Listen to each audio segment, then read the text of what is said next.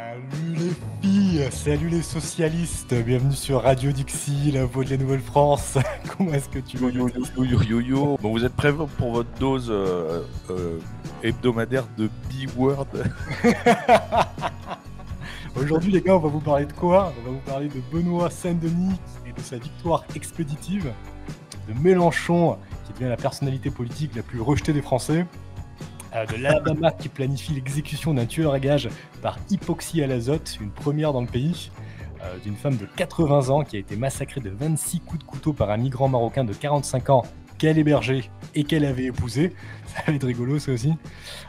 D'Elisabeth Borne qui déclenche un 16e 49-3, que de bonnes nouvelles. Et puis on va finir sur une bonne nouvelle quand même, du second tour des élections en Argentine entre le péroniste Sergio Massa et le libertarien Javier Milei, parce que je vous avais pas tenu au courant, mais ouais, Javier Milei a passé le premier tour et là il est bien parti, il se positionne bien pour le second tour. Je pense que c'est le week-end prochain le vote, donc on vous tiendra au courant cette fois-ci sans faute. Mais juste avant, petite pub. Nous sommes en guerre. Troisième nuit de violence dans la ville où est mort le jeune Naël. Lily, une enfant transgenre de 8 ans. J'ai montré ce pass sanitaire. 49, alinéa 3 de la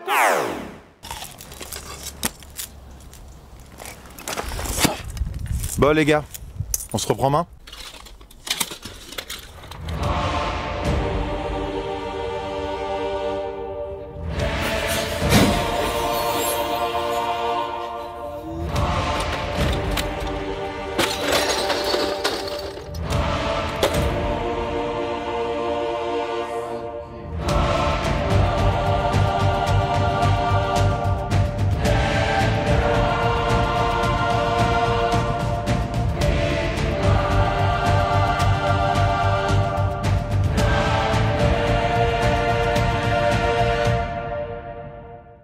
Qui sont là, parce que là, ça fait combien d'épisodes démonétisés là? Je pense que sur les 10 derniers, on en a eu 3 monétisés, pour te donner une idée. Oh là là là là là là. C'est vraiment pas beau. C'est notre faute aussi, mais bon, on peut pas faire cette émission de toute façon sans dire le B-word, sans faire ce genre de choses. Ce serait de la C'est pareil. Mais c'est vrai que ça commence à devenir chiant parce que le problème aussi, c'est que moi j'ai vraiment remarqué qu'il y a une vraie différence d'audience sur les vidéos monétisées et démonétisées. Ah bah oui. On a Parce qu'en 10 000 fait- vues de différence généralement. Ouais, en moyenne, ouais, parce qu'en fait, forcément, comme YouTube gagne de l'argent sur les vidéos monétisées, ils vont les mettre en avant. Une vidéo démonétisée, ça ne fait pas que nous enlever de l'argent, mais ça enlève aussi des potentiels spectateurs, des nouvelles personnes qu'on pourrait toucher. Donc c'est pour ça qu'on essaye de faire au mieux à chaque fois pour quand même essayer de les monétiser. Mais on va pas changer notre ligne pour autant. Des fois on essaye, on n'arrive pas de toute façon. On dit, allez, on fait un épisode, on dit pas trop de gros mots. Et au bout de 5 minutes, il y a des énormes dingueries. Ouais, c'est bien comme ça. Et puis, parfois, je passe 3 heures, tu sais, à mettre des blancs sur toutes les insultes pour Ça me remater tout le truc en entier, mettre les blancs au bon moment. Et au final, je la mets sur YouTube, bim, démonétisé. Démonétisé direct. Je suis content. Et du coup, si vous voulez nous soutenir, on a nos Patreons, c'est le moyen le plus direct. Si vous voulez nous remercier de cette émission, si vous voulez vous assurer de la pérennité de cette émission aussi. Toi, de ton côté, Baptiste, quoi de nouveau? Bah ça y est, je suis sorti de mon problème de monteur là. Donc les 2 vidéos sont montées, les 2 vidéos sont toutes prêtes. Il reste que la traduction, les sous-titres de la 2e vidéo. Donc les 2 vont être postés en même temps en vérité. Je vais poster les 2 vidéos en même temps. Et juste après, je vais poster coup sur coup 3 lives normalement. 3 rediffs de live et après une autre vidéo. Donc vraiment là, il y a du gros contenu qui arrive. Vu que j'ai dû faire une pause parce que j'ai eu ce petit problème de monteur. Là, il y a du gros contenu qui arrive. Voilà. Les gens vont pas être déçus. Je suis content parce que les gens étaient sympas. Personne ne s'est désabonné ou quoi pendant la petite pause de 2-3 semaines qui était un peu galère. Donc voilà. Donc là, je vais les gâter.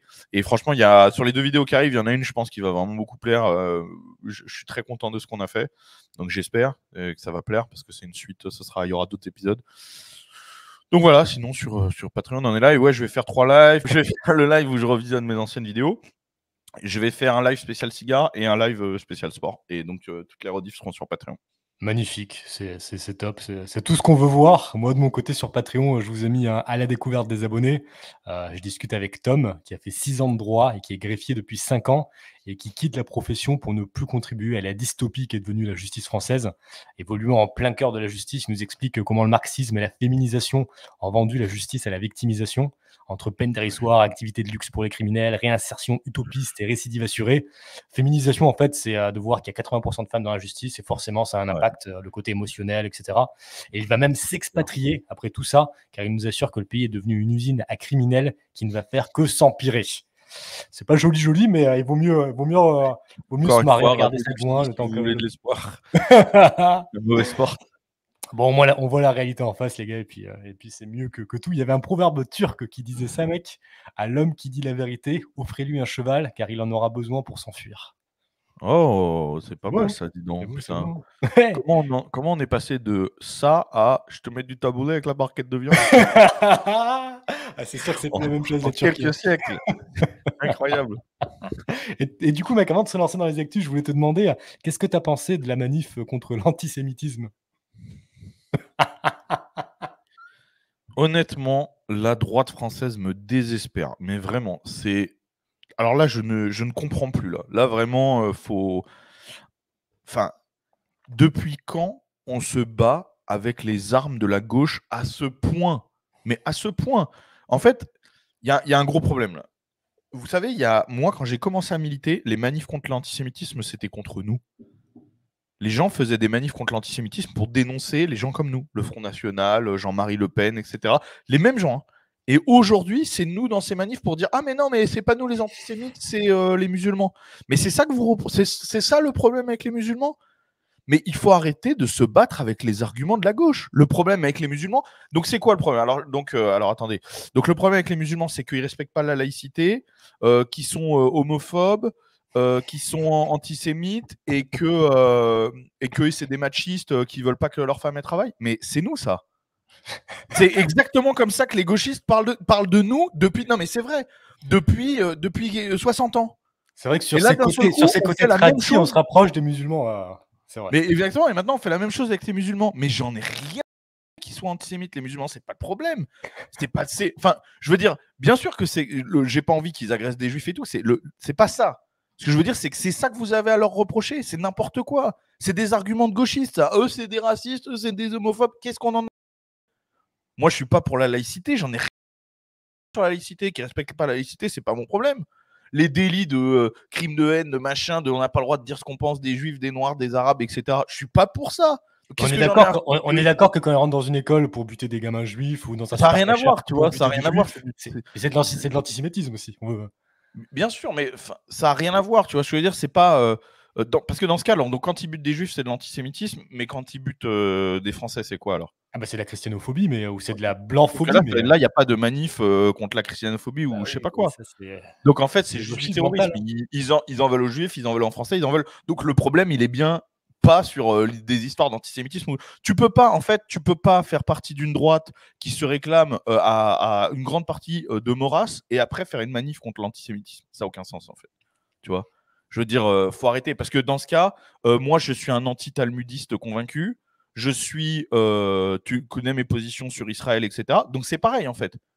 Logiquement. Après, je pense que je pense que toi, tu as ces positions, mais je pense qu'il y a beaucoup de gens à droite qui défendent Israël face à la Palestine. Moi, j'en fais partie aussi, comme tu le sais, même si je comprends tout à fait ta position. Après, je pense, mec, en fait, ça n'a pas un rapport avec l'antisémitisme, ça pour le coup. Ouais, mais je pense qu'en vrai, c'est ces événements qui déclencheraient l'antisémitisme en France. Pourquoi on ne fait pas de manif, dans ce cas, prochaine manif contre l'homophobie? Il y a plein d'agressions sur les homosexuels en France qui sont commises par des musulmans. La majorité des agressions homophobes sont commises par des musulmans. Dans les pays musulmans, alors ils condamnent les homosexuels à mort et tout. Donc quoi? Mais en quoi c'est notre cause, ça? En quoi c'est notre cause? Parce que je pense, mec, je comprends le point en quoi c'est notre cause. Par contre, je pense qu'il y a plus d'actes... antisémite que d'actes homophobes en France, non? Ah, donc c'est au nombre de... C'est aux chiffres, alors, c'est ça? Mais en fait, le truc, c'est que... Plus que de juifs ont fait une manif pour... Alors. Mais je pense que si demain, ils sortent pour buter des gens dans une gay pride ou dans une boîte de nuit gay, je pense qu'il y aura des manifs aussi contre l'homophobie. Mais qu'il y ait des manifs contre l'homophobie, l'antisémitisme, le racisme, etc. Oui, mais laissez ça aux gauchistes. Laissez ça aux gauchistes. Pareil, dans ce cas, si demain, imaginons que demain, il y a la Ligue de défense juive, etc. Parce qu'elle était. Je rappelle quand même que dans cette manif, il y avait la Ligue de défense juive qui, il y a encore quelques années, attaquait l'extrême droite. Hein.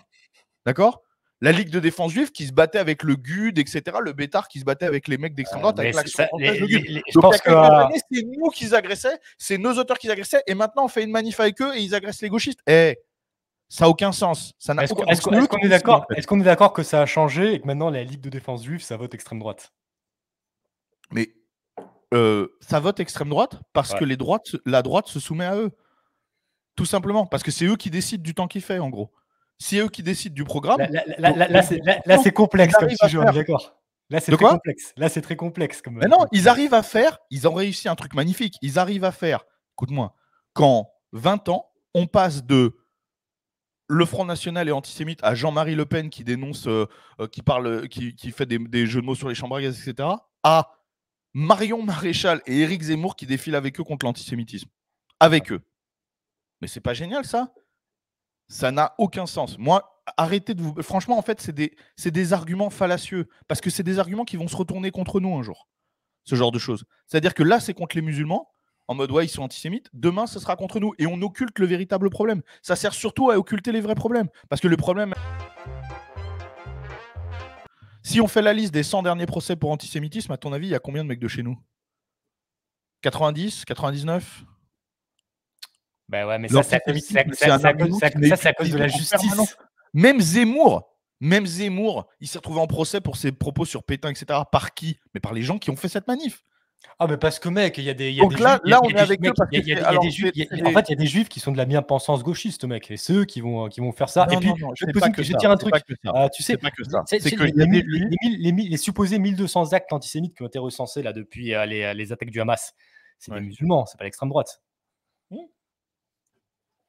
Je suis d'accord, sauf que qui est condamné pour ça? Nous. Ah bah oui, mais ça c'est le problème de la justice française. Hein. On peut pas dire, toi et moi, qu'on est pour la liberté d'expression totale, d'accord? Dire que pour nous, les gens devraient avoir le droit d'exprimer leurs opinions, etc., sans être condamnés, et ensuite faire une manif contre l'antisémitisme, alors que tous les procès pour antisémitisme, c'est tous des procès pour des gens qui ont juste dit ce qu'ils pensent à des juifs. Ça va. Donc tu peux pas faire ça. C'est les mêmes gens, comme je te dis. C'est pas le problème, évidemment, que des musulmans, et n'importe qui, mais pas que des musulmans, évidemment qu'à partir du moment où on tombe dans l'agression, c'est une agression.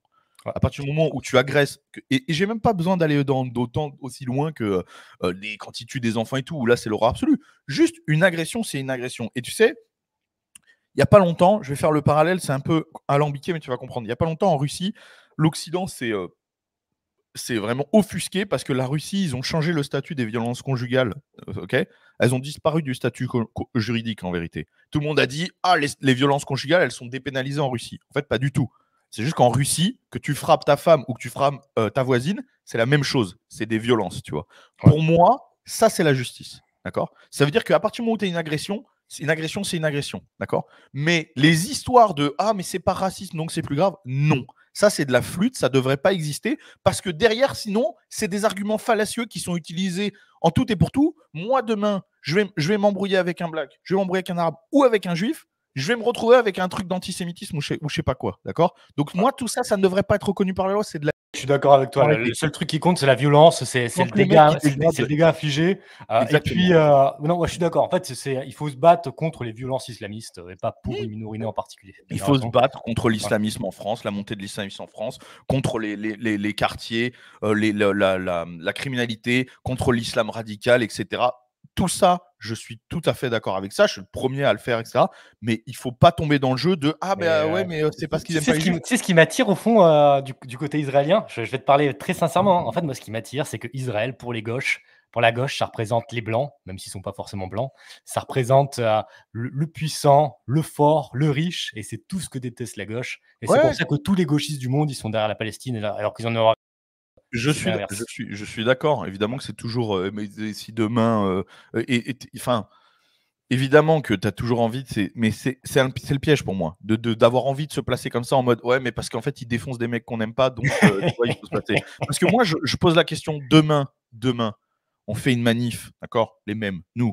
Moi, demain, toi, d'autres mecs du milieu, etc. On organise une manif contre la christianophobie. Il y a combien de juifs à cette manif? Est-ce qu'il y aura autant. Tous les juifs là qui étaient à la manif contre l'antisémitisme, d'accord? Ils seront là? Non. Mais Je te le dis, ne jouez pas de la flûte en font genre, oui, il y en aura quoi? Il y en aura une dizaine au fond du cortège. C'est pas vrai. Ils se sont jamais mobilisés pour nous. Jamais. Ils en ont rien à foutre. Et surtout, et je parle pas des juifs en général, hein. Je parle pas des juifs en général. Je te parle de ceux de la manif là. Ceux qui se plaignent de l'antisémitisme, la Ligue de défense juive, tous ces juifs là qui sont proactifs, d'accord? Ils en ont de nous. Je te le dis tout de suite. Ils en ont rien à Après, tu sais, moi j'ai fait une story récemment là où j'ai demandé. Si demain, là, Zemmour, Jean Messia, Marion Maréchal, elle est avec eux, d'accord, pour la manif sur l'antisémitisme. Si demain, elle dit un mot de travers sur Israël ou sur le Talmud ou sur les synagogues ou n'importe quoi, ils vont lui tomber dessus. Ils en auront. Je suis d'accord avec toi. Ça, et c'est d'accord. Et pour être super clair, par exemple, pour moi, Dieudonné, il ne devrait jamais être condamné pour quoi que ce soit. Il a le droit de dire ce qu'il veut pour donner un exemple concret à tout le monde. Ouais. Donc, on est 100% d'accord sur la liberté. Les gens qui font pour Dieudonné, typiquement, les gens qui font condamner Dieudonné, qui interdisent ses spectacles, etc., sont les gens qui organisent cette manif. Tu vois. On n'a pas à se mêler à ça. Et je te dis, en fait, et c'est surtout que c'est la boîte de Pandore pour tomber dans l'argument de fallacieux de ne se battre qu'avec les arguments de la gauche. Et c'est la gauche qui décide. C'est la gauche qui a mis ses arguments sur le tapis. D'accord ? En 1930, la droite, elle ne se serait jamais battue pour l'antisémitisme ou je sais pas quoi. C'est la gauche qui l'accusait de ça en permanence. Et entre toi et moi, Jean-Marie Le Pen, il a fait bien plus pour les Juifs de France que n'importe quel politicien. Ouais, mais il a été combien de fois il s'est retrouvé en procès, combien de fois il a été insulté, agressé même, etc. par ce genre de choses. Je suis 100% d'accord avec toi, mec. Et surtout, on fait la même connerie avec la laïcité. Le nombre de droitards que je vois en train de dire le voile dans la rue, la baya, machin, pour les arguments de la laïcité. Mais ce sont des arguments fallacieux. Ce sont des arguments de gauchistes, ça. De dire qu'il ne faut pas porter le voile dans la rue ou dans une école, etc., par respect pour la laïcité. Demain, on vous demandera la même chose avec vos chapelets, dans ce cas. Mais c'est très cohérent, mec. Et tu m'as convaincu là sur cette partie-là. Est-ce que tu as d'autres choses à rajouter sur ce dossier? Non. On a fait le tour. Ouais, ça te désespère. Hein. Ça me désespère parce que franchement, enfin, ça n'a aucun sens. Et de là, avec le discours que je viens de faire, tu as des mecs de là qui vont dire que je suis un antisémite. Ça n'a aucun sens. Donc c'est bien.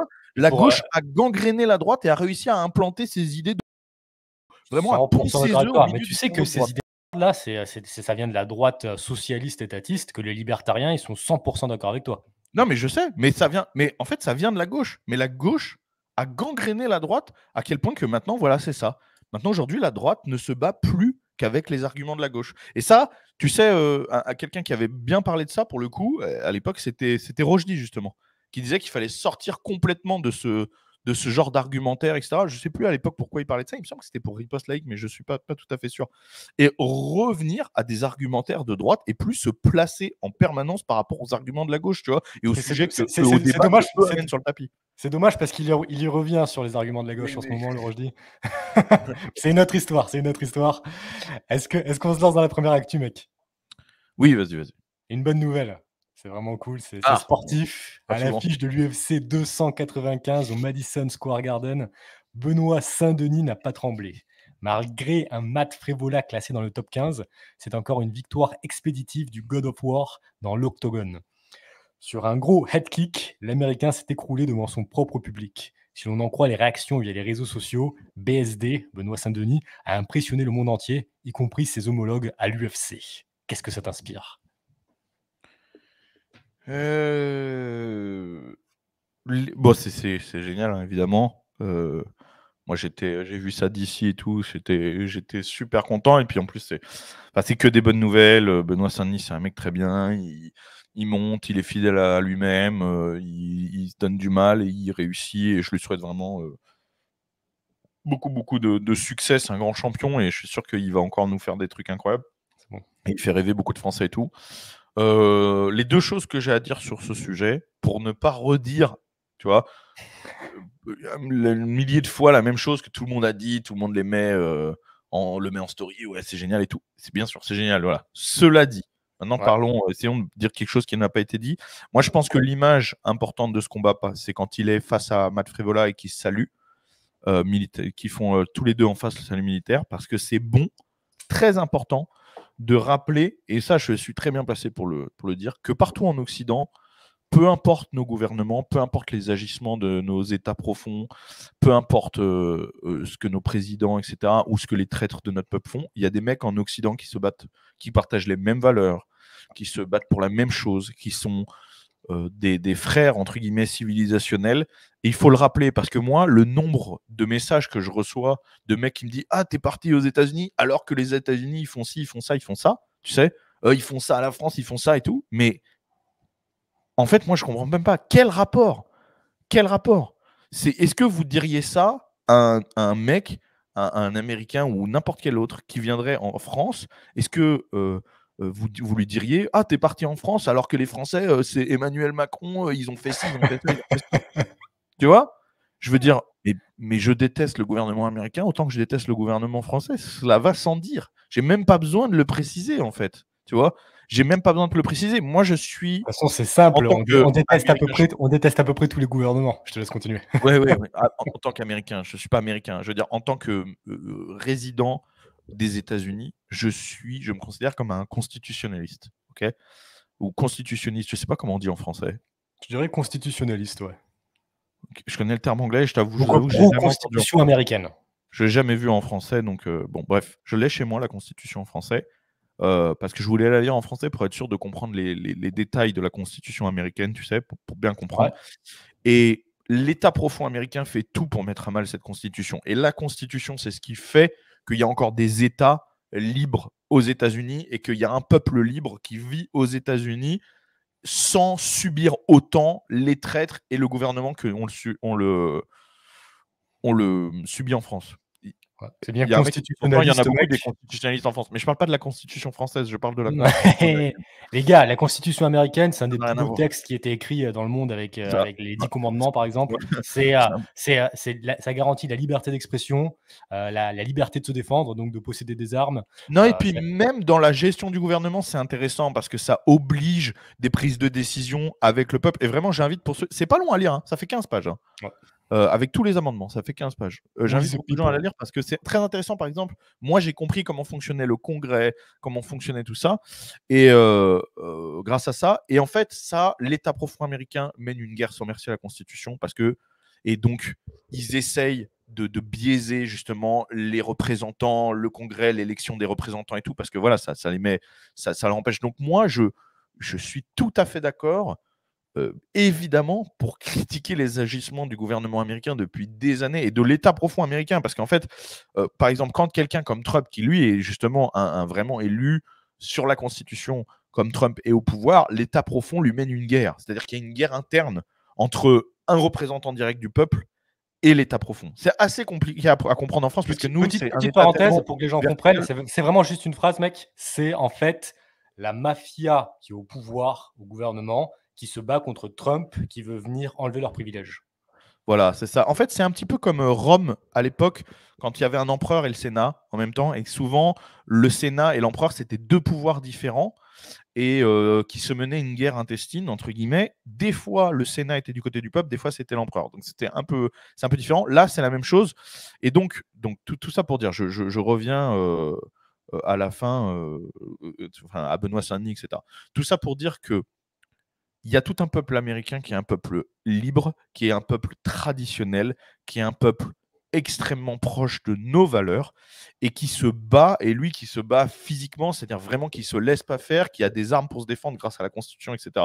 Moi, c'est ce peuple de quel je me sens proche, c'est chez eux que je suis allé m'installer, etc. Je vomis sur toute la déchéance américaine, et qui d'ailleurs est partout en Occident, hein, sur tous les faibles, les gauchistes, toutes les dérives, la baisse du QI, la baisse de l'éducation, les gros porcs obèses de 160 kilos, voilà, les agissements de la CIA, etc. Tout ça, je le vomis. Mais ça n'a rien à voir. C'est ça qu'il faut bien comprendre. Et vous voyez, quand vous voyez Benoît Saint-Denis qui est allé se battre contre Matt Frivola, moi, j'ai vu beaucoup de gens déverser une espèce de haine en mode « ouais, il va défoncer tel Américain, il va comprendre, on va le niquer et tout ». En fait, Matt Frivola, c'est un ancien Marines, tu vois.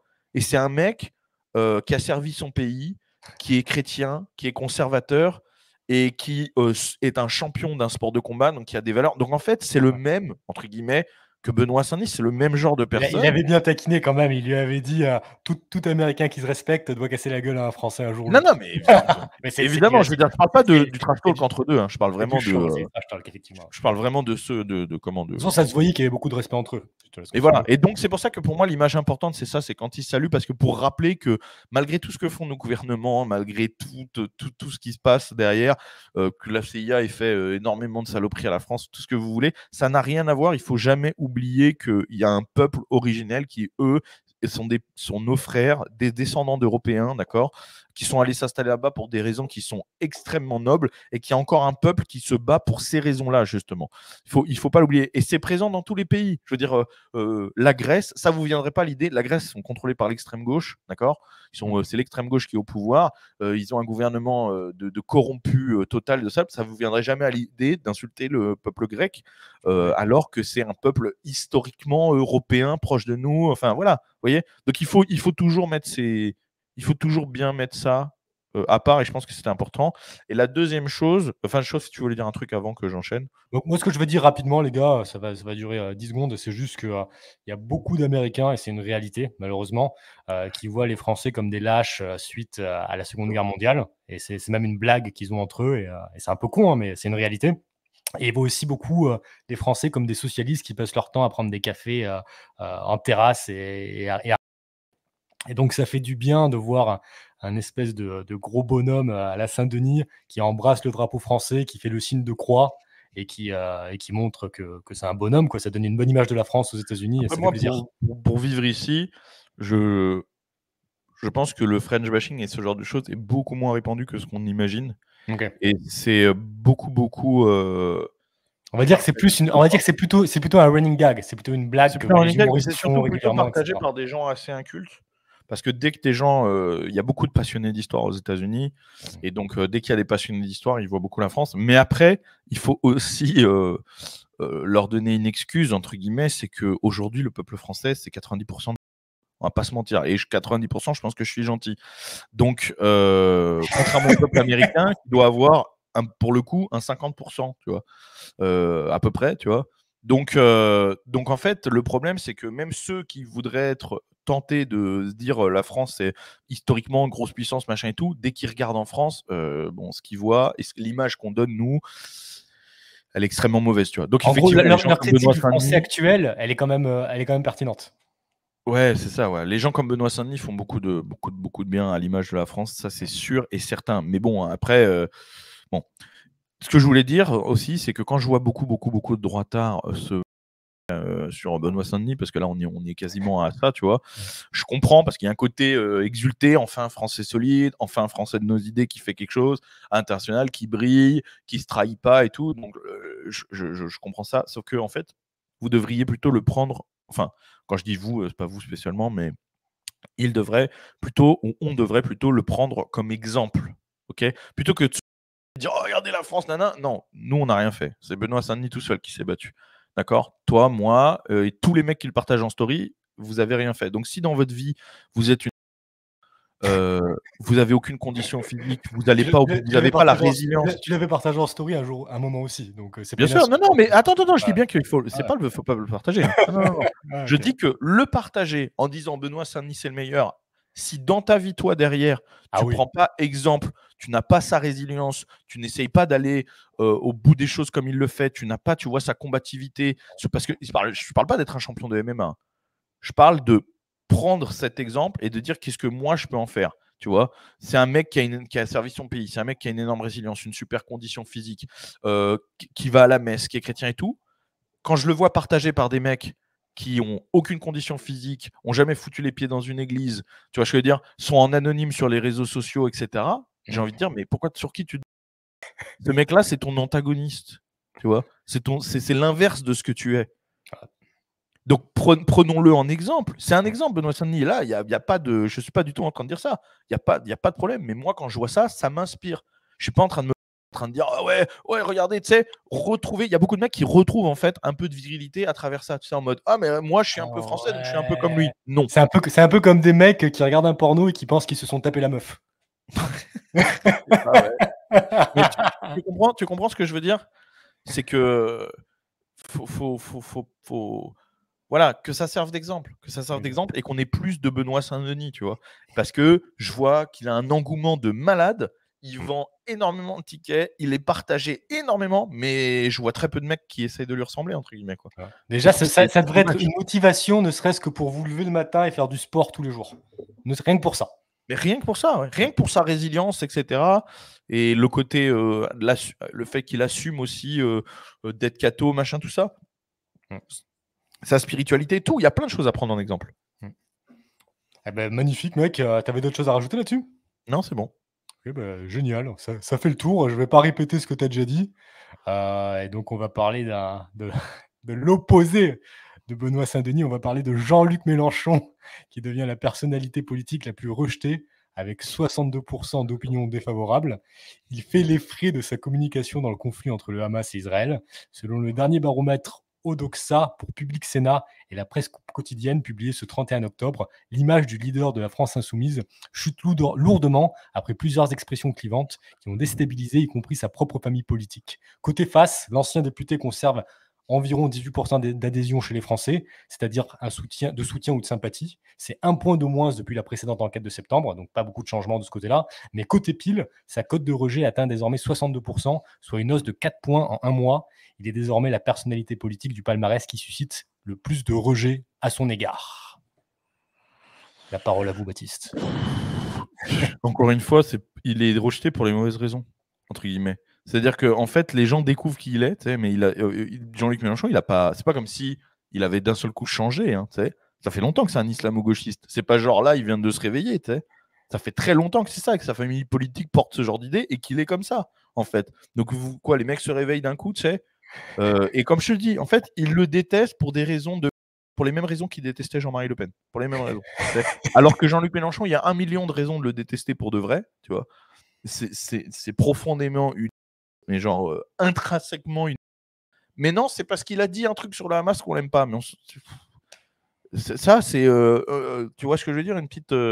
C'est de la poudre de perlimpinpin. C'est un marxiste, communiste qui a plein de haine en lui. Gâteau, tu vois. C'est oui, une c'est cerise ça. de plus sur tout le gâteau de merde. Ça c'est 1% des raisons pour lesquelles on devrait le détester. Mais c'est ça, tu vois. Ouais. Mais donc les gens, ils se réveillent. Et encore une fois, c'est la preuve aussi que les gens sont malléables. Parce que là, aujourd'hui, les médias le détestent, Jean-Luc Mélenchon. Il a attaqué, il défend pas les juifs, tu vois ce que je veux dire, il défend des terroristes, donc ça y est, il a les médias à dos, donc il a les Français à dos.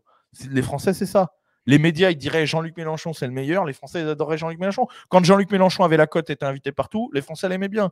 Et là maintenant, ça y est, c'est ça y est, les médias se sont retournés contre lui, tu sais, donc ça y est, c'est la merde, c'est lui l'antisémite, etc. C'est-à-dire le genre de truc que lui dénonçait avant. Avant, c'est lui qui disait ce mec-là, c'est une et hop, tous les. Donc tous en les fait, ce que tu critiques, mec, pour te paraphraser, pour être sûr qu'on a tous bien compris, c'est le fait qu'en fait, ils perdent des points de popularité, mais à cause des boomers qui regardent les médias et qui changent d'avis. Exactement. Les médias, avant, ils disaient...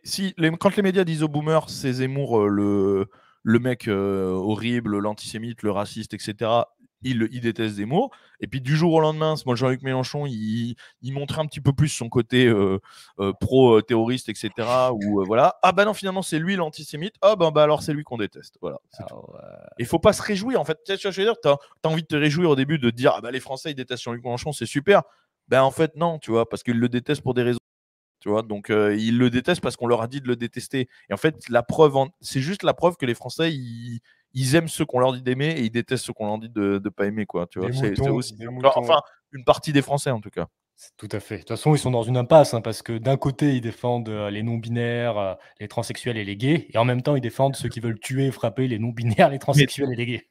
Moi, ce que je veux dire, c'est imagine un truc. Imagine que tu sois en face de quelqu'un que tu ne connais pas, ok ? Et imaginons que son physique ne retransmette pas ses idées. Donc là, on est vraiment dans l'imaginaire. C'est-à-dire vraiment, ce mec, tu sais pas ce qu'il pense. Ouais. Tu lui dis, qu'est-ce que tu penses de Jean-Luc Mélenchon ? Le mec te dit, ah, moi, je le déteste. Là, tu te dis, ok. Pourquoi ? Bah, parce que c'est un antisémite. Ouais, non. Si le mec, c'est ça qu'il te dit, il y a un problème. Tu vois ce que je veux dire ?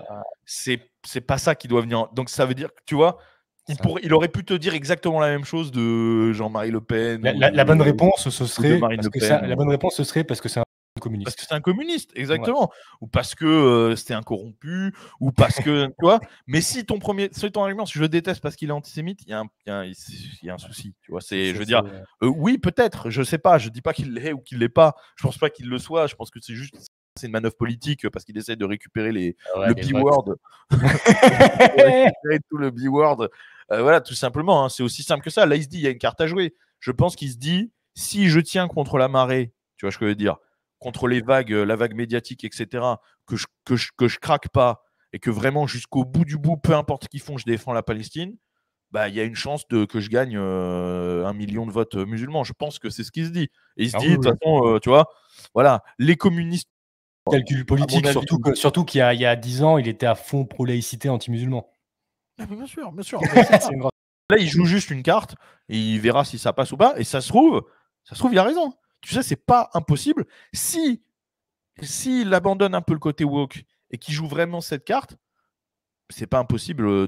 Les musulmans, pour moi, il y a 20, pour moi, hein, selon toute vraisemblance, je pense qu'il y a 20 millions de musulmans en France. Ok, entre les chiffres officiels et les enquêtes, etc., privées qui ont été faites et tout, je pense qu'il y a 20 millions musulmans et pas pratiquants forcément, mais de culture musulmane en France. D'accord ? Et à noter qu'en général, les musulmans sont beaucoup plus pratiquants que les blancs. Ouais, bah c'est la religion la plus pratiquée en France à l'heure actuelle, hein, depuis les derniers sondages.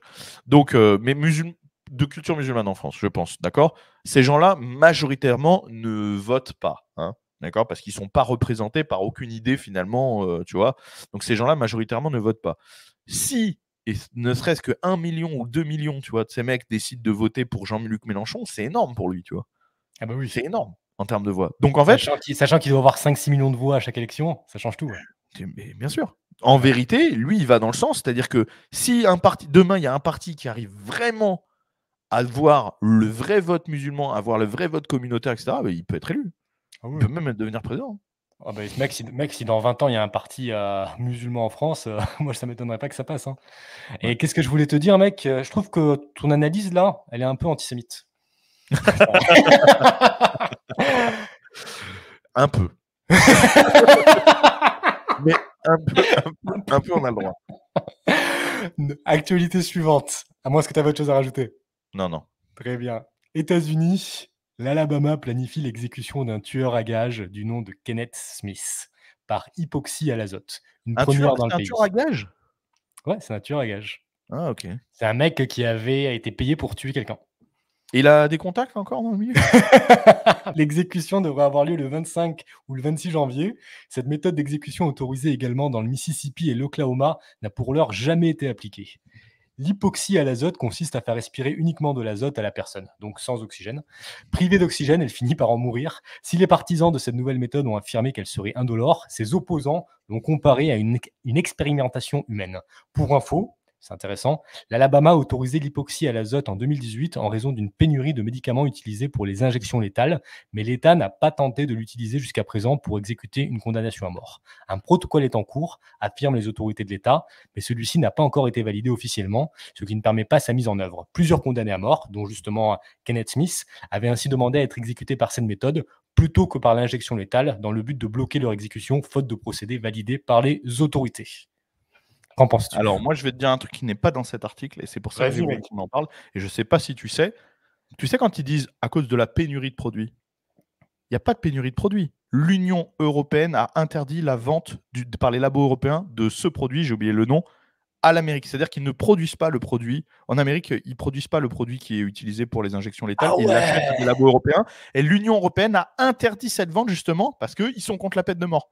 D'accord ? Donc, du jour au lendemain, les États-Unis... Toutes les entreprises qui produisaient ce truc, ils sont fait défoncer, quoi. C'est vérifiable, hein, tout ça. Donc, les États-Unis se sont retrouvés du jour au lendemain sans produit. Donc, ils ont commencé à l'acheter à la Chine. Le problème, c'est que les produits n'étaient pas fiables et qu'il y avait énormément de problèmes lors des exécutions parce que c'était des produits chinois. Donc, aujourd'hui, ils cherchent des alternatives. Donc, il y a eu des États qui ont revenu à la chaise électrique. Il y a même un État... tu peux regarder, hein, c'est vrai de vrai, je me rappelle plus quel État qui disait qu'ils allaient peut-être remettre être fusillés, tu sais, comme on dit. Ouais. Mais je te jure que c'est vrai, hein, parce que moi je me rappelle de l'époque avoir sauté de mon siège en lisant tous ces articles, etc. Donc l'Union européenne est contre la peine de mort, donc on empêche c'est vraiment nous ça, tu sais, tout cracher. On empêche là des entreprises européennes de vendre un produit. On empêche à un pays tierce d'appliquer leur propre politique, tu sais, alors qu'ils ne demandent pas notre avis. Enfin voilà, c'est magnifique. Et après, Il se plaignent. on dit oh là là, ah ouais, mais attendez, comment ça, ils veulent utiliser l'azote, c'est vraiment des gros porcs. Mais fallait peut-être pas réglementer l'injection létale alors. Et c'est incroyable que dans cet article, je l'ai lu, hein, l'article, je crois que je l'ai envoyé ou je sais plus. Je l'ai lu l'article et je me suis dit, c'est incroyable, les mecs disent juste pénurie, ils expliquent pas quoi. Ah ouais, c'est de la malhonnêteté intellectuelle à 100%. Là, c'est vraiment de la malhonnêteté. Et donc, parce que tu vois, autant dans le réel que tu m'avais envoyé que dans les articles que j'ai lus, à aucun moment ils en parlent. Et un autre truc que je pense, je peux me tromper, mais l'azote, tu sais, c'est ce que les mecs respirent dans les ballons, le gaz hilarant, là, tu sais. Et quand tu es à l'hôpital, tu sais, le masque qu'on te met là, tu sais, pour t'anesthésier et tout, c'est un mélange azote O2, ok. Oui, je crois que c'est ça. Voilà. Il me semble, alors là, tout ça, parce qu'on me l'a expliqué une fois, et là, je vous redis ce qu'on m'a expliqué, et j'espère ne pas faire d'erreur. Il me semble que justement, l'azote, quand c'est mélangé à l'oxygène, tu peux en respirer justement, tant que tu veux. C'est pas dangereux, voilà. Et ça fait ce côté anesthésiant, voilà, voilà, N2O, c'est ça.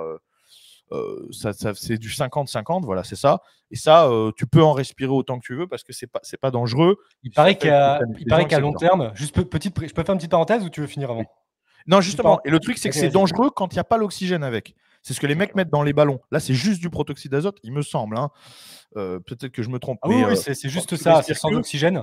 Mais en fait, ce qui se passe, c'est que mec, à long terme, en fait, si tu restes en respiration assistée pendant plusieurs semaines, plusieurs jours, plusieurs semaines, ça peut te cuire un peu les poumons. Donc ça a quand même un effet négatif à moyen long terme. Mais après, en fait, le met pas longtemps, tu sais. C'est ça. Mais le truc drôle, c'est que c'est Elon Musk qui expliquait ça à Joe Rogan. C'est qu'il y a beaucoup de personnes qui ont eu des problèmes de respiration à cause du Covid, mais il s'avère qu'en réalité, ce serait parce qu'on les a laissés sous respiration assistée pendant trop longtemps et ça a cuit leurs poumons. Et tout ça pour dire que je crois pas du tout au fait que genre ce soit douloureux ou je sais pas quoi. Parce qu'un mec qui te fait respirer de l'azote, etc., je pense que ça l'anesthésie, il s'endort et il se réveille jamais. C'est aussi simple que ça. À mon avis, il n'y a pas de. Tu vois ce que je veux dire? Il n'y a aucune histoire à mon avis, d'histoire de douleur ou je sais pas quoi. Il faudrait demander à un médecin. Hein. Mais moi, je vois pas trop le.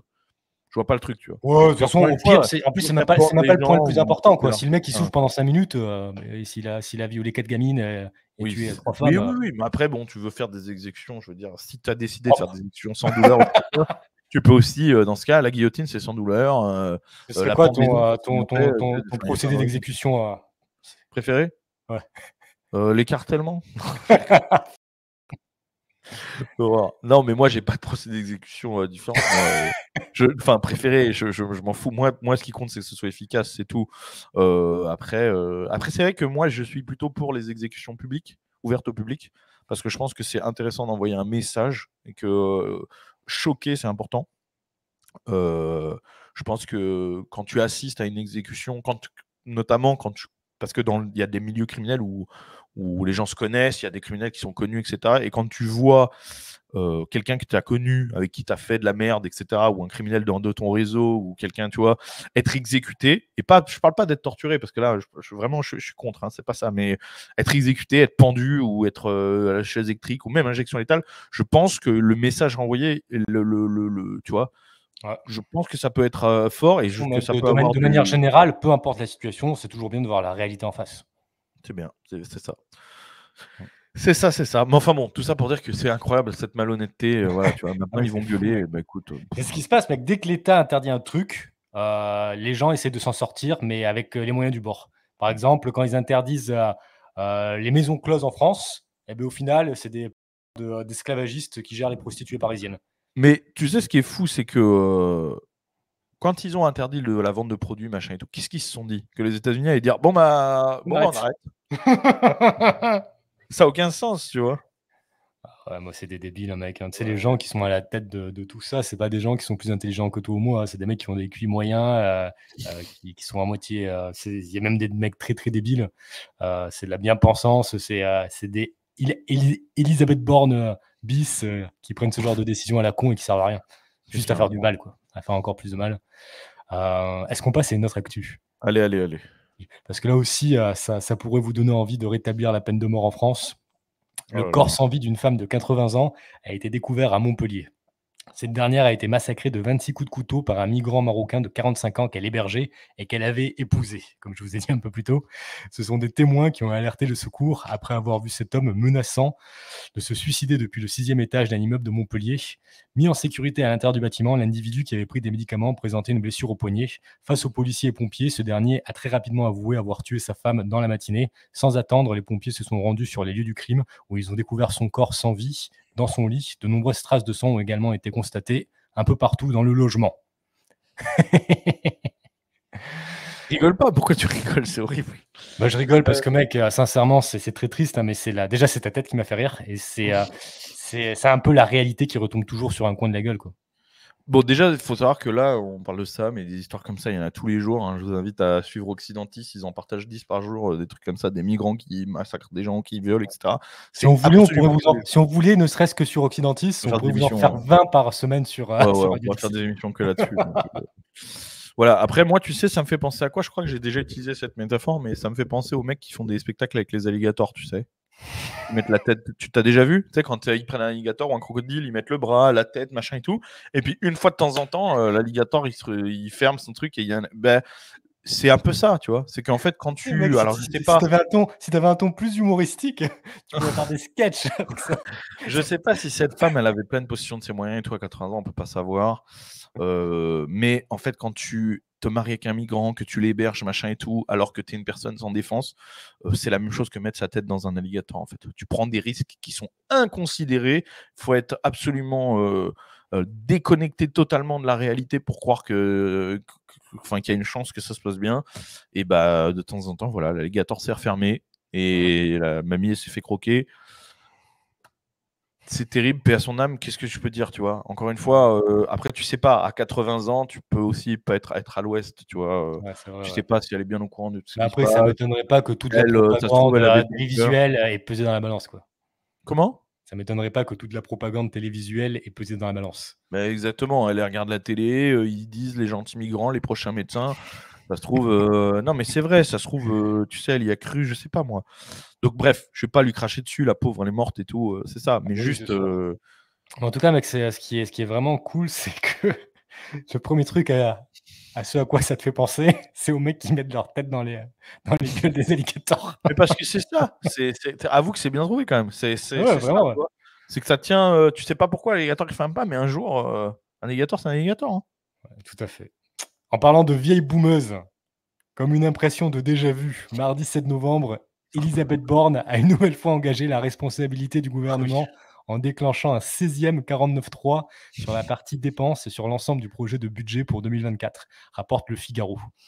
Nous ne pouvons pas priver la France de budget.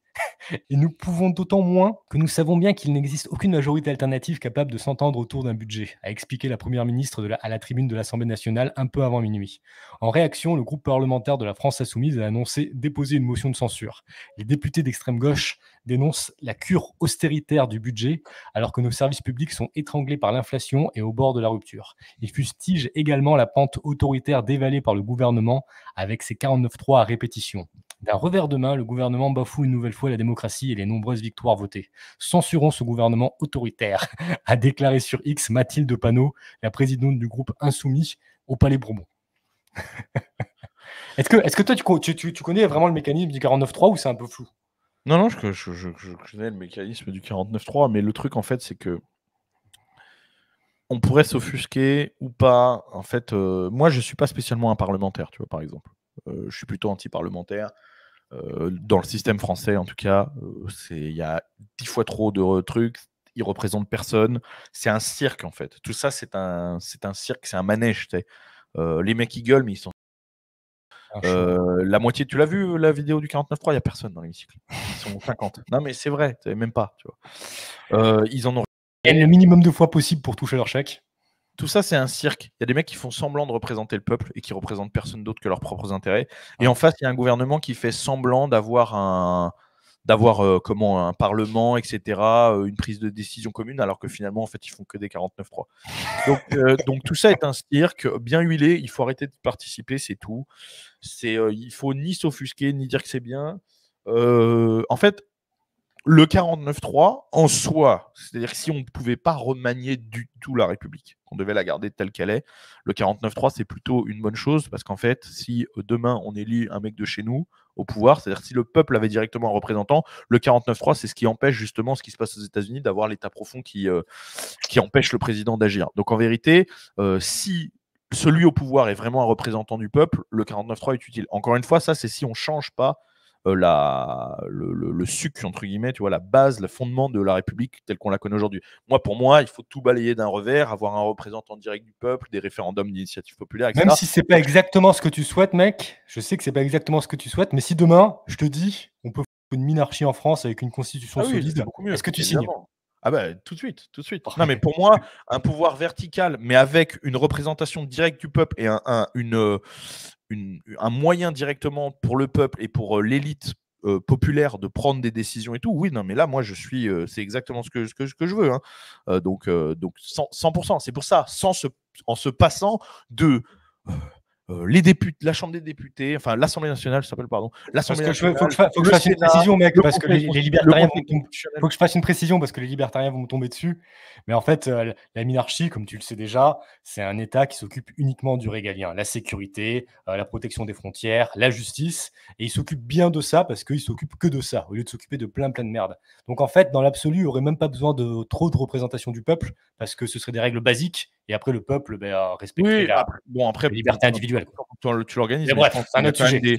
Il y a des choses où voilà, c'est important que le peuple puisse avoir son mot à dire s'ils ont une vraie décision à prendre ou quoi, tu vois, qu'il puisse y avoir des référendums d'initiative populaire, des vrais référendums sur des questions. Par exemple, est-ce qu'on transfère 50% du budget de l'État aux militaires parce qu'il y a une menace d'invasion, ce genre de choses. Par exemple, est-ce qu'on garde la peine de mort, par exemple, ou pas, tu vois? C'est aussi, ça peut être intéressant, voilà, de trancher. Plein de choses comme ça. Est-ce qu'on fait une immigration zéro ou est-ce qu'on fait une immigration par sponsoring? Tu vois, ce genre de décision. Voilà. Est-ce qu'on investit? Voilà, typiquement, par exemple, voilà. Est-ce que demain on dit, moi je sais que toi tu es contre, mais par exemple demain, est-ce que vous pensez que c'est important que l'État investisse une partie des impôts dans... bon, moi je ne suis pas pour une séparation de l'Église et de l'État, mais donc imaginons qu'il n'y ait plus de séparation de l'Église et de l'État, justement dans les lieux, dans les églises par exemple. Oui, non, tu vois, enfin voilà, peu importe. Mais tous ces représentants, parce qu'on en a des milliers qui servent à rien, le Sénat, l'Assemblée nationale, parce que le Sénat et l'Assemblée nationale, en France, c'est quasiment la même chose. Ça n'a aucun sens, tu vois. Je comprends même pas. Et même eux, ils comprennent plus. Aujourd'hui, la République a tellement changé, t'as amendé, etc., qu'on ne comprend même plus cette coexistence qui a aucun sens. Le Conseil constitutionnel, etc. Mais 1 milliard de à tous les étages qui ne servent à rien à part bouffer à la cantine avec votre argent. Donc tout ça, ça dégage. Bref. Tout ça pour profiter pour faire une petite pub. Je suis en train de chercher le nom exact pour le documentaire là, qui est sorti sur l'État, la République française, 3000 milliards, les secrets d'un État en faillite. Je vous recommande d'aller le voir quand vous aurez un moment. Il paraît qu'il est bien, j'ai pas vu encore. C'est bien. Regarde, mec, c'est magnifique. En fait, ça te montre que tous les présidents français, ils disent il faut moins de dettes, moins de dépenses parce qu'on va droit dans le mur. Et parallèlement à ça, tu as un graphique où chaque président continue à augmenter la dette et les dépenses pour s'en foutre plein la poche. Bref, c'est intéressant. Je vais regarder ça. Ouais. Et tout ça pour dire aussi que ne rentrez pas dans le jeu des députés, etc., qui s'offusquent en mode ouais, c'est une dictature, ils utilisent le 49.3, blablabla. Ils seraient à leur place, ils feraient exactement pareil. Tous. Tous. Le Front National, Reconquête, la France Insoumise, les socialistes, je crois qu'ils n'existent même plus, les Républicains, tous, ils feraient tous la même chose parce que peu importe qui est au pouvoir, les autres voteront toujours non par principe. Ah ouais. C'est aussi ça, d'accord ? Ouais, c'est ça. Donc en fait, ce pays est voué soit à rester dans un immobilisme total, soit dans une dictature molle. Et donc nous, on a la dictature molle depuis des années et ils sont tous bien au courant de ça. Et en vrai, ils font tous semblant de s'offusquer. Ils sont contents, ils prennent des énormes chèques, tous, d'accord, pour être là-bas et rien branler de leur journée, pour faire semblant de se disputer avec les communistes. Et en plus, c'est des bagarres de collégiens. Bref, c'est un cirque. Tout ça est un cirque. Ne soyons pas les spectateurs de ce cirque. Ne payons pas un ticket pour aller voir les trapézistes. Laissez-les jouer leur jeu d'entretien. Il faut se désintéresser total et réfléchir vraiment à un système totalement différent et agir, comme une fois, hein, je vous le dis des milliers de fois, agissez sur vous-même, sur les choses sur lesquelles vous avez du pouvoir. Une fois qu'on aura formé une élite populaire réelle, une fois que chacun aura travaillé sur soi, sur son réseau, etc. Et si par miracle, même si j'ai pas beaucoup d'espoir, si par miracle un jour on est assez nombreux à être formés, à être réveillés, à être prêts, etc., on pourra peut-être faire quelque chose et créer un système voilà, pour la France et Donc, balayer. je rajouterai faites des enfants et éduquez-les Ouais. correctement. Mais ne participez pas à ça. Ne participez pas à ce cirque républicain. Ça ne nous Moi, ça me fait concerne rire, mec. pas. Tu sais, à tous ces gros influenceurs de droite, je vais encore me faire des ennemis, mais je ne vais pas citer de nom, qui vivent en France, qui filent 70% de leur argent à la République socialiste, qui n'ont absolument pas de projet de fonder une famille. Et en fait, ces mecs-là, ils font pas grand-chose au final pour la cause. Donc, comme dit Baptiste, ce qu'il faut, c'est chacun d'entre vous devenir de meilleures personnes, faire le mieux que vous pouvez pour vous, pour votre entourage, pour transmettre des bonnes valeurs.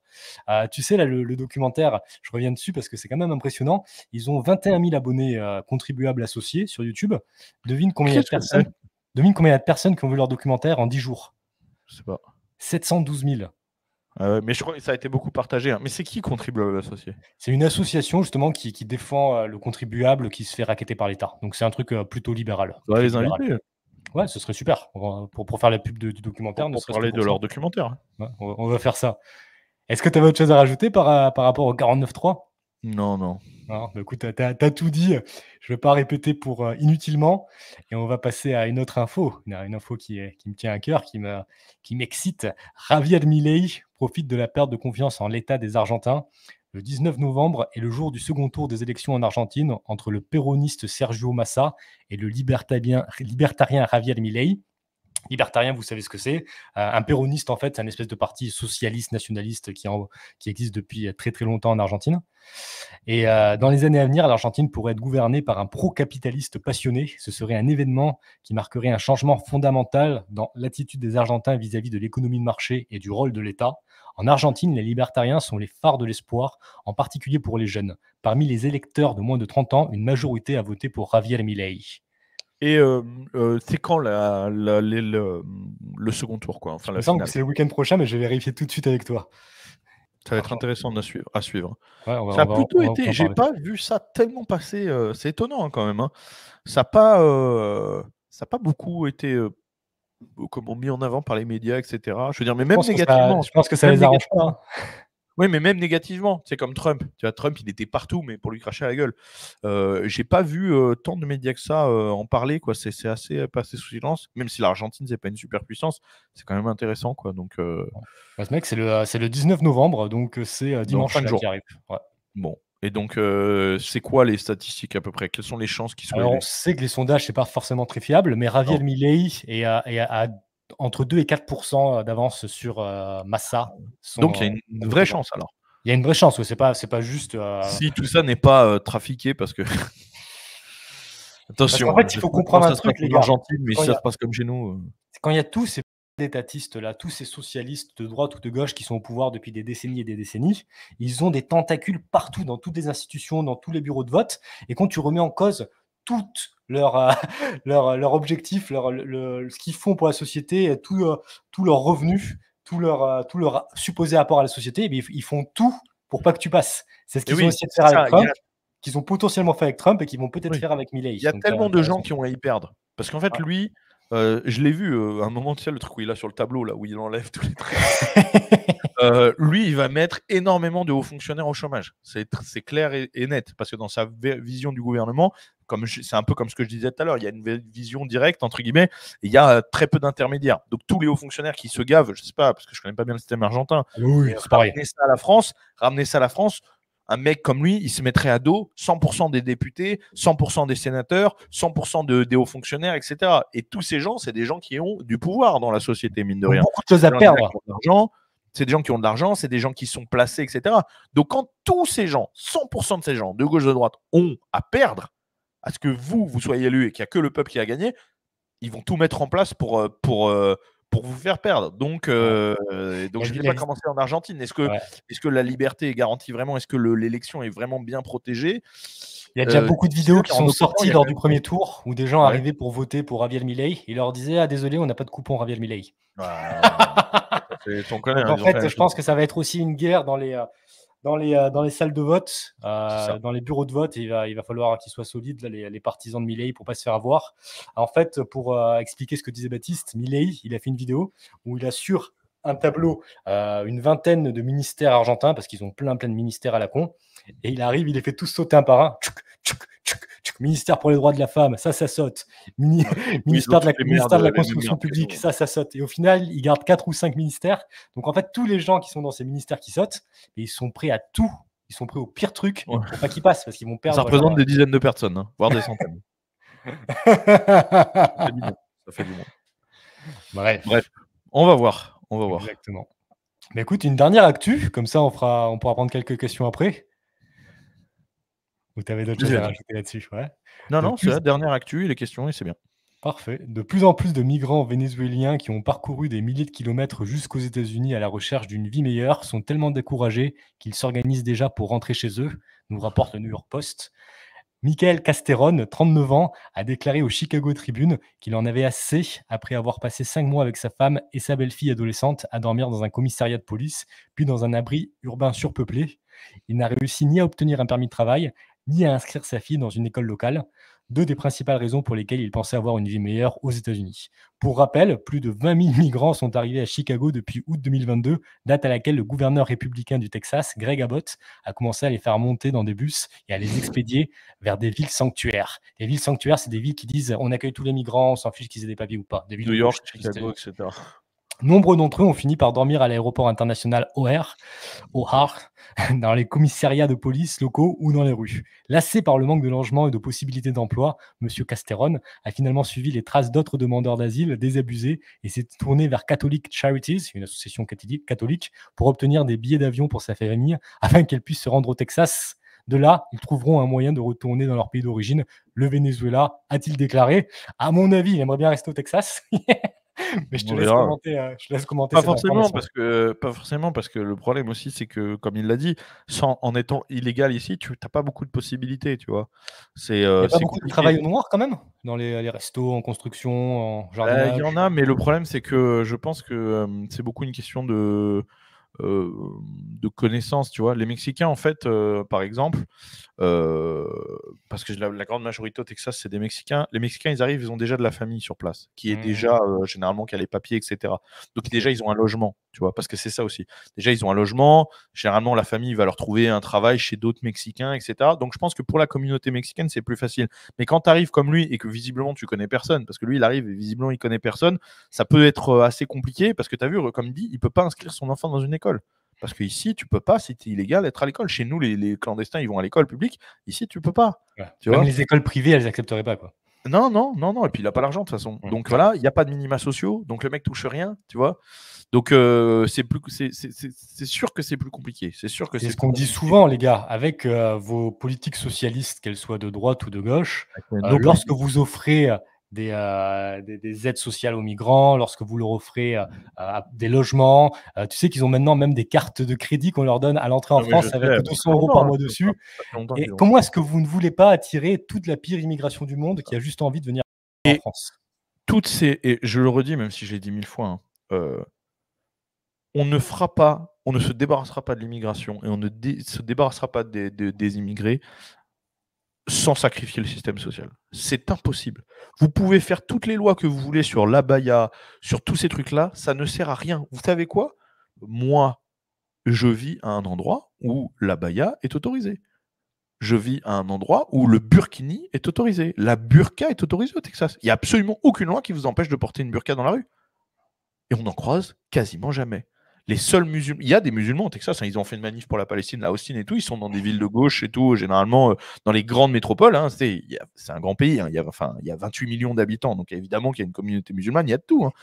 Mais pourquoi ils n'envahissent pas toutes les rues, pourquoi ils ne sont pas présents dans les écoles et tout? Parce qu'en fait, les musulmans ici, ils vont dans des écoles musulmanes. Parce qu'en fait, à l'école publique, il faut faire la prière, il y a la croix sur le mur, etc. Donc en fait, il n'y a pas besoin de demander à ces gens de ne pas porter l'abaya, parce qu'en fait, ils ne le feront pas.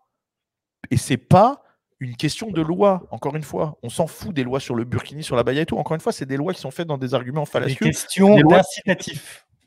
Exactement. C'est des lois qui sont faites sur le principe de la laïcité. Et ces lois, elles pourront être retournées contre vous. Parce que s'ils n'ont pas le droit d'avoir l'abaya au lycée, alors nous, on ne va pas avoir le droit de porter une croix. Et votre fils, quand il va aller à l'école avec une croix ou avec un t-shirt Jésus-Christ ou je ne sais pas quoi, eh ben, on va lui demander de l'enlever et vous pouvez rien dire. Si vous avez été contre l'abaya, vous pourrez rien dire parce que c'est pour des arguments encore une fois fallacieux. Donc tous les gens qui vous proposent des solutions contre immigration zéro, etc., mais qui ne veulent pas sacrifier le système social. Et les histoires de mais non, mais il faut le système social, mais que pour les Français, ça ne marchera pas, ça. Ils obtiendront des papiers. Donc, leur but, ce sera plus juste de venir, ce sera d'obtenir des papiers pour avoir le système social. Il y a 2 points importants. Le premier, c'est que ce que tu viens de décrire, c'est exactement le programme du Front National et de Marine Le Pen. C'est vraiment du socialisme dans ce sens-là. Et le deuxième point, mec, qui est important, c'est qu'il y aura toujours des façons de frauder. Il y aura toujours des fonctionnaires gauchistes qui vont frauder pour donner des aides aux migrants, aussi, au ça. On le voit, par exemple, avec la carte vitale ou avec d'autres trucs. Il y a bien plus de cartes vitales ou d'assurés sociaux en France que d'habitants. Donc, l'État ne peut pas tout contrôler. Donc, soit vous arrêtez complètement les aides sociales, soit vous allez continuer à vous faire voler votre fric par des gens que vous n'avez pas envie d'aider. Tu vois, il y a un commentaire qui est intéressant qui dit « Le Texas sera bientôt un État démocrate. C'est un État qui attire de plus en plus les bobos californiens. Bientôt, tu auras la baya, les cheveux bleus, etc. » Non, je te dis pourquoi, parce que tu connais pas bien l'État, mais c'est vrai. C'est vrai que le vote démocrate monte, et notamment dans les métropoles, parce qu'il y a énormément d'immigration californienne, c'est vrai, et qu'ils arrivent et qu'ils votent à gauche. Donc ça c'est vrai. Que les Noirs américains, depuis Black Lives Matter surtout, etc., ont beaucoup été récupérés par les démocrates, et que je rappelle que le Texas a la plus grosse communauté de Noirs américains d'Amérique. Hein. Ah ouais. Donc c'est vrai. Oui, pour tous les gens qui m'écrivent en me disant « Ouais, mais le Texas, c'est un tas de racistes. Moi, ma meuf, elle est noire, elle a peur d'y aller. » Les gars, une question un peu con, mec. Une question un peu technique plutôt. C'est en proportion ou en nombre absolu? En nombre absolu. Ok, ça fait quand même beaucoup. Après, ils sont stylés quand même. Il y a des cow-boys black qui ont des... Ouais, après, il n'y en a pas beaucoup. Hein. Majoritairement, les noirs, ils votent à gauche et tout. Il y en a, bien sûr. Moi, je m'entraîne avec plein de mecs. Il y en a plein. Hein. Mais bref, peu importe. Tout ça pour dire que en face de ça, il y a quelque chose. Contrairement en France, où il n'y a rien en face. En face de ça, les Texans font beaucoup d'enfants. D'accord? Beaucoup d'enfants. Les vrais Texans. La jeunesse texane, les vrais Texans, est complètement à droite. D'accord? C'est dès que tu sors des métropoles, et dès que tu parles à des Texans, c'est-à-dire de parents texans, etc., la jeunesse est majoritairement à droite. Il y a un ado sur 2 ou un jeune sur 2 qui a une croix autour du cou. Ah, mais c'est même ici au Texas, c'est même plus que ça. Les églises sont remplies. Et puis même, je veux dire, les activités les plus pratiquées au Texas par les jeunes de moins de 30 ans, c'est la chasse, la pêche, etc. Donc, je veux dire, c'est... Et puis, il y a aussi un point important, c'est que l'immigration latina, elle vote à droite aussi. Exactement. Il y a aussi ça. Les latinos sont majoritairement, au Texas en tout cas, majoritairement conservateurs aussi, donc, et catholiques. Donc en fait, il y a un vrai contre-pouvoir, et aussi, c'est un peuple qui se mobilise, et c'est un peuple qui utilise son pouvoir, et c'est un peuple armé. Donc en fait, c'est un peuple à qui tu ne peux pas imposer quelque chose qu'il ne veut pas, en fait. C'est-à-dire que la partie... Les Texans, la partie conservatrice du Texas, etc., c'est un peuple qui ne pourra jamais se faire imposer quoi que ce soit. Tu vois, parce qu'en plus, ils ont ça dans leur sang, ils ont ça dans leur mentalité, dans leur éducation. Ouais. Ah, mais je vais même, pour revenir plus en arrière, si ça peut intéresser certains, en 1803, la France vend la Louisiane. D'accord. Les Mexicains détiennent le Texas à ce moment-là, d'accord. Donc les Mexicains commencent à avoir peur que ils avaient construit des forts, dont le fort Alamo, sur la frontière entre la Louisiane et le Texas, pour protéger, parce qu'ils avaient peur d'une invasion française. Là, d'un seul coup, ils se disent mince, ça devient américain. C'est chaud pour nous. Là, si demain l'Amérique décide de prendre le Texas, tout le monde le voulait, ce Texas. Il n'y a personne au Texas, c'est quasiment désert. Comment on va faire? Donc, le Mexique fait un traité avec les États-Unis, leur vendent la Floride, et ils autorisent les Américains à venir s'installer au Texas. D'accord? Question historique, c'était la Floride? C'était les Espagnols ou les Mexicains qui avaient la Floride? Les Mexicains. Ah ouais? Ok. Ouais, les Mexicains. Donc le Mexique vend la Floride, donc le Mexique est déjà indépendant de l'Espagne et tout, hein, vend la Floride, etc., et fait un traité avec les Américains pour dire aux Américains, vous venez vous installer au Texas, vous serez garantis de ne pas payer d'impôts pendant 10 ans, d'accord? Il y a énormément de ressources naturelles, ce qui est vrai, le Texas était rempli notamment de gibier, hein, le Texas est rempli de gibier, et donc le Texas devient un Eldorado, et on parle de la fièvre du Texas en 1830. Entre 1825 et 1830, dans l'histoire américaine, après la fièvre de l'or, s'installe la fièvre du Texas. C'est un Ouais. vrai terme. Donc tout le monde Et avait envie d'aller vivre là-bas, quoi. Plein de monde. en tout tout le cas. monde part vivre là-bas. Tous les hommes, tous les Américains, tous les Européens d'Amérique qui ont envie de liberté, qui ont envie d'avoir une terre, on vend 4000 acres, donc 1000 hectares, pour $30. Ah ouais. D'accord.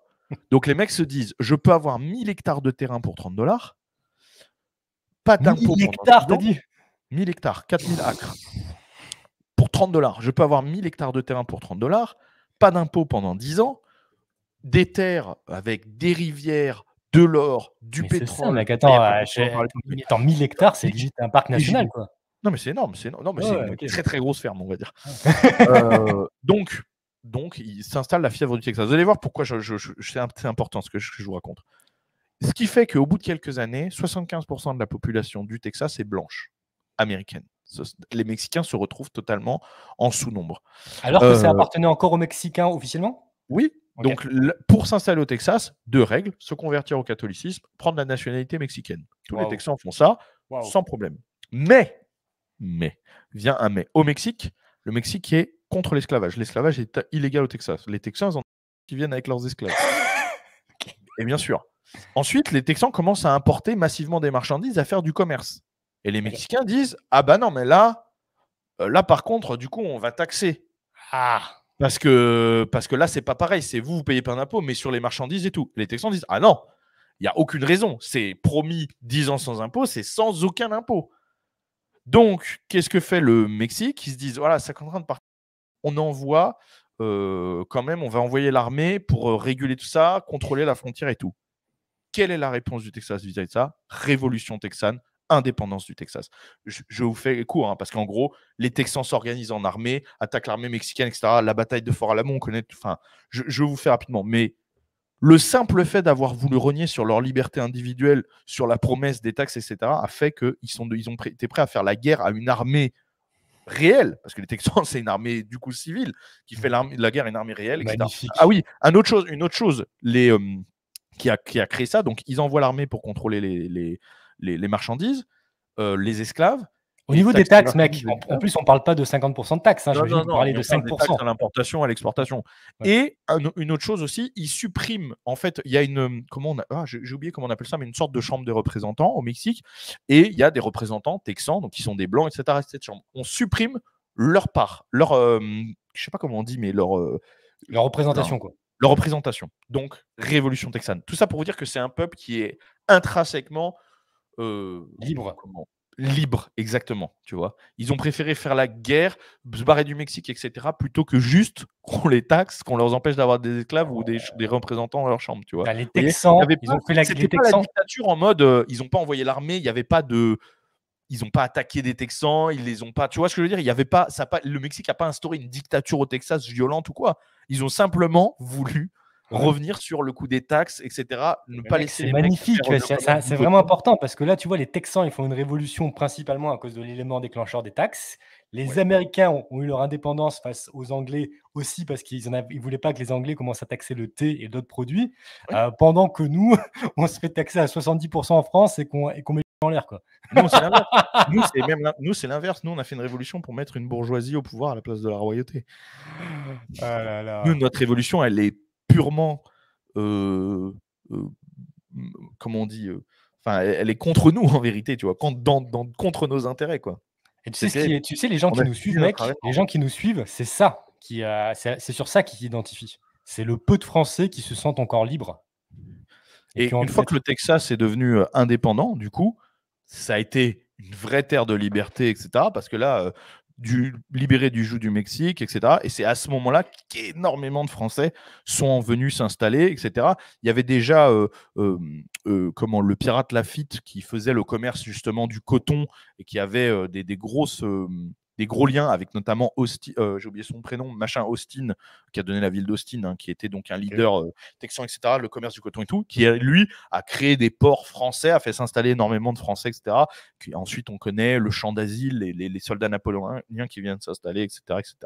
Enfin, voilà, tout ça pour dire que voilà, c'est un pays qui historiquement, et ce peuple originel, il existe encore, et il est très présent, et en fait c'est incroyable de voir parce que tout ça, c'est pas il y a si longtemps, je vous parle de 1840, donc c'est pas loin quoi. Donc en fait ce peuple-là, les gens dont on parle, c'est leurs arrière-grands-parents. Il y a Idriss HRLT qui nous dit la majorité des burnes d'Europe se sont retrouvés au Texas.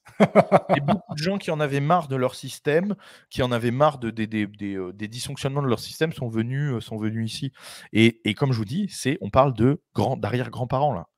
On parle de les gens ici tout frais, quoi. Qui ont 50 ou 60 ans, c'est leurs arrière-grands-parents qui ont fait cette révolution. Donc ils ont cette éducation qui est transmise, quoi.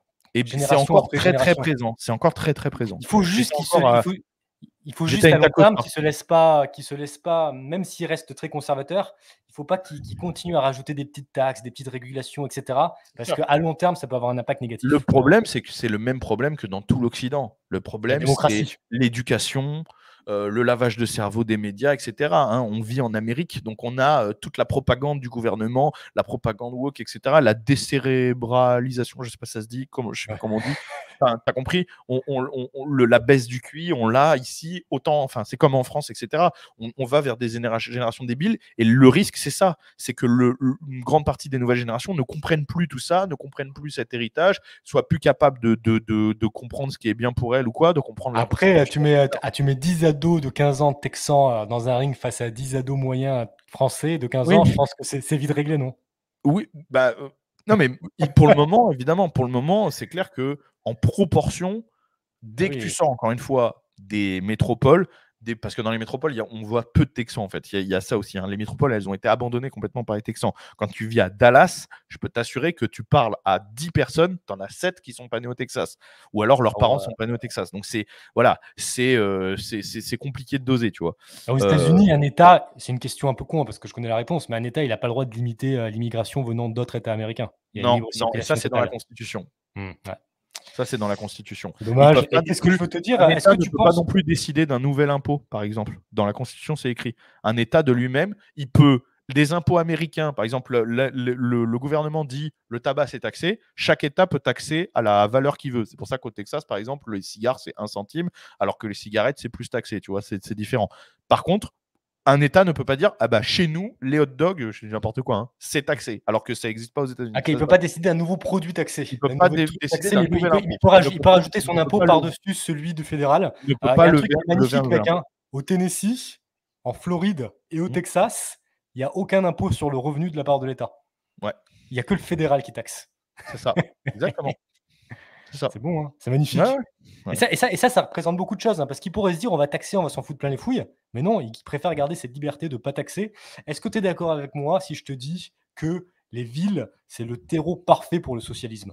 De toute façon, le confort, c'est le terreau parfait pour le socialisme, parce qu'en fait, le confort avant que tu développes, je rajouterais même le plaisir instantané. Et il y en a beaucoup trop en ville. Ouais, et puis même le confort de manière générale, le manque de résilience, le manque de connexion à la nature, tout ça fait que oui, c'est un terreau parfait, il y a une déconnexion, tu vois. En fait, quand tu es en métropole au Texas, tu peux pas deviner vraiment que tu es au Texas. Si tu es à Austin, si tu es à Dallas, si je te montre des photos, c'est n'importe quelle grande ville des États-Unis. Même les gens, notamment Austin, Chicago encore, elle a une petite âme, si tu vas dans certains quartiers, tout ça ressemble un peu, mais tu peux retrouver que c'est Chicago, mais vraiment Chicago, Dallas, genre les murs en briques, les pizzerias, etc. Dallas, Austin, etc. C'est vraiment, il n'y a que Fort Worth qui est connu pour ça, parce que c'est la 12e plus grande ville des États-Unis, mais c'est une ville très conservatrice, avec une vraie identité visuelle, avec un énorme quartier historique, parce que c'est la ville du bétail. C'est la ville où il y a la plus grande enchère de bétail du Texas. Il y a énormément de fermes et tout. Donc, ça, en fait, c'est très différent, Fort Worth. Fort Worth, tout le monde dit que c'est la grande ville avec l'esprit de la campagne. Donc, c'est des villes qui ont culturellement quelque chose de très important depuis longtemps, un peu comme Nashville au Tennessee. Ouais, c'est un peu ça. Mais il y a quand même, même à Fort Worth, il y a quand même plein de quartiers pourris avec des gangs, des machins et tout. Il y a des quartiers avec des crackheads et tout. Enfin, tu vois, il y a quand même les défauts d'une grande ville, tu vois. Il y a quand même les défauts d'une grande ville. En fait, moi, ça m'énerve, mec. Tu vois, quand tu as des mecs qui te disent « Ouais, mais le Texas, si, ça, mais si, ça… » En fait, ce qu'il faut garder en tête, c'est que tout n'est pas parfait au Texas, mais on est à des années-lumière de la catastrophe française. En fait, moi, je dirais que la vraie différence, c'est les gens. En plus. La vraie différence, c'est les gens. Mais est-ce que qu'en tu fait- comprends ce que je veux dire dans le fait que, ok, il y a des trucs qui sont pas bien, mais Non, non, bien sûr. ça a rien à voir avec la France qui est pourrie sur plein de choses, quoi. Non, je suis d'accord, mais pour moi, la vraie différence, elle vient des gens. Parce qu'en fait, la vraie différence, c'est que le Texas et tous ces endroits sont soumis aux mêmes pressions que tous les pays d'Occident. La pression du wokisme, la pression, comme je l'ai dit, de la baisse du QI, des États tout-puissants, du nouvel ordre mondial, etc. Bien sûr que le Texas est soumis à toutes ces choses-là. La différence, c'est comment réagissent les gens et quelle part de la population y est réfractaire. En France, le problème, c'est le déficit entre guillemets, d'esprit, de spiritualité et tout. Plus personne, les gens comme nous sont ultra minoritaires, tandis qu'ici, je dirais qu'ils représentent encore un bon 50% de la population. Et en fait, quand tu as 50% de la population qui est une force vive, et là, je parle aux États-Unis, hein, pas qu'au Texas. Je pense qu'aux États-Unis, notre camp et les gens. C'est plus 70%. Les gens, ouais, voilà. Les gens solides représentent 50% de la population. Et donc, ça fait une vraie différence. Après. Tu sais pourquoi, tu sais pourquoi le gouvernement américain se permet beaucoup moins de choses qu'en France? Bah, pour plein de raisons. Déjà, parce que les gens sont armés. Parce que les Américains sont armés. Et Ah là, oui, c'est pour ça déjà, qu'ils ne peuvent pas faire tout gros n'importe différence. quoi, parce que les Américains, ils peuvent faire une révolution s'ils le veulent très facilement. Et il y a même des gens qui disent, bon là, ça part un peu loin, mais que tu sais, tout ce truc de Klaus Schwab, d'Occident contrôlé par les bien-pensants, etc., sans les Américains armés, ils auraient déjà pourri l'ensemble des pays occidentaux. Bah oui, parce qu'en fait, les Américains c'est ce que j'ai déjà expliqué une fois, les Américains de notre camp sont le premier mur qui empêche les Américains de l'autre camp d'accéder, entre guillemets, de prendre les clés du monde. Parce qu'en fait, si demain, il n'y a plus que des Américains version Joe Biden, le monde occidental est terminé. On le sait. Si demain, la CIA a tout pouvoir, vraiment, tu vois, et qu'il n'y a personne chez eux pour dire stop, pour défendre la Constitution et tout, on est dans la merde. Donc c'est pour ça que quand on critique en disant les Américains, ils nous envoient toute la merde, c'est vrai. Et en même temps, c'est aussi les Américains qui nous en protègent. C'est la guerre intestine qui se passe dans ce pays entre les deux peuples qui cohabitent, d'accord ? Entre les deux versions d'Américains qui cohabitent. C'est ça qui, pour le moment, nous protège. Et en fait, nous, on devrait s'associer aux Américains de notre camp pour les aider à régler leurs propres problèmes parce que l'avenir de l'Occident dépend en grande partie de ça. Ouais. Ouais. Il y a des bonnes nouvelles, il y a un peu de positif, c'est que il y a beaucoup de minorités en fait qui votent à gauche partout dans le monde, dans tous les pays occidentaux. Cependant, aux États-Unis, chaque année, le pourcentage de minorités, donc de latinos, de noirs ou d'autres qui votent à droite augmente année après année. Là, ne serait-ce que par rapport aux dernières élections, il y a 7% de plus de noirs américains qui disent qu'ils vont voter Trump. C'est quand même conséquent. Non, non. Et en fait, là, je pense que c'est le nerf de la guerre, pas l'argent, comme je le dis souvent, mais c'est aussi le combat qu'il faut mener aux États-Unis. C'est s'assurer qu'il y ait toujours ce 50% de conservateurs, d'amoureux de la liberté. Sinon, l'Occident va s'écrouler. Et surtout que ces gens-là aient du pouvoir. Ouais. Ils aient une manière, une autre, comme tu l'as dit. Les armes, c'est une partie du problème aussi. Hein. Enfin, de la solution aussi. Hein. Et la grosse différence, c'est qu'il y a beaucoup d'Américains qui, contrairement en France, osent dire ce qu'ils pensent au travail, dans la rue, avec leur drapeau, sur leur voiture. Encore dans une fois, les c'est une médias, question de virilité Internet. intérieure, c'est une question de puissance spirituelle, morale, intellectuelle et physique, en fait. Ouais. C'est vraiment une question de peuple, tu vois, du suc de ce qui fait le peuple. On en revient à l'individu. Ouais, Travailler exactement, sur on en soi-même. revient à l'individu, exactement. Est-ce que tu veux passer aux questions-réponses? Non, je vais devoir y aller, gros, parce que il faut que ça fait 1h30 qu'on est en live. Ah, c'est vrai, c'est vrai. Donc, en tout cas, c'était un bon live. Ouais, on sait bien, c'était top. Merci pour toutes vos participations dans les commentaires. On vous lit, vous inquiétez pas les gars, ça nous permet de remonter le live. Et je te remercie Baptiste, c'était encore une fois génial. Je rappelle quand même aux gens, avant que vous partiez, que vous allez retrouver la rediff de ce live demain, ou certainement sur le Patreon. Dans quelques heures même, je pense, sur Patreon. En version audio. Dimanche à 17h sur YouTube. Voilà. Et sinon, le prochain live mardi prochain, normalement. Il ne devrait pas y avoir de soucis de ce côté-là. Ouais. Et puis, n'hésitez pas à aller nous soutenir sur Patreon. Voilà. Du Guise et de moi, vous pouvez nous soutenir et ainsi à nous suivre sur Instagram si vous voulez plus de contenu du genre, parce qu'on est quand même très actifs, que ce soit le Guise ou moi sur Instagram. Merci à tous. À très bientôt. Ciao. Merci. Ciao, mec.